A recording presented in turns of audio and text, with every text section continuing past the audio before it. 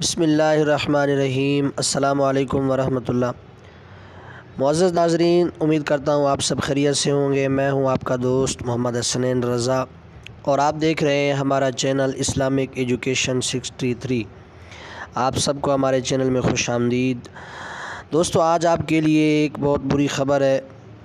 ترکی کے ڈرامے بہت سارے جو کہ اس سال فیمس ہوئے ہیں، ان میں سے ایک بہت مشہور ڈرامہ جو سلجوقوں کا عروج، اس کے متعلق آپ کو ایک بری خبر دینی ہے۔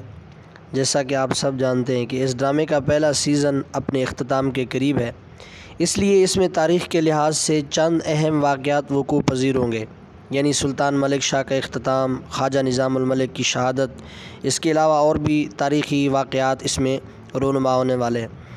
ویڈیو کی تفصیل میں جانے سے پہلے آپ تمام دوستوں سے گزارش ہے کہ ہمارے چینل کو سبسکرائب کریں، گھنٹی کو کلک کریں اور ویڈیو کو لائک کریں اور دوستوں سے شیئر بھی کریں۔ تو شروع کرتے ہیں۔ ڈرامہ اس وقت 1088 عیسوی کے قریب کا منظر دکھا رہا ہے اور سلطان ملک شاہ کی شہادت 1092 عیسوی میں ہوتی ہے۔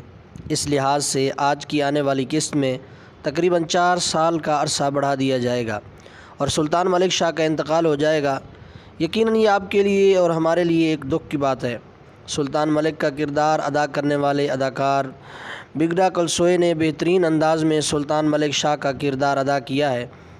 اس بات میں کوئی شک نہیں کہ ان کا کردار ہمارے دل میں بس گیا ہے اور یہ اب اپنے آخری لمحات میں، مگر تاریخی حقیقت یہی ہے، اب اس کو ماننا ہی پڑے گا۔ جیسے ارطغرل غازی سب کا پسندیدہ کردار تھا، مگر تاریخی لحاظ سے تاریخی وجوہات کی وجہ سے اس کو منظر سے غائب ہونا پڑا۔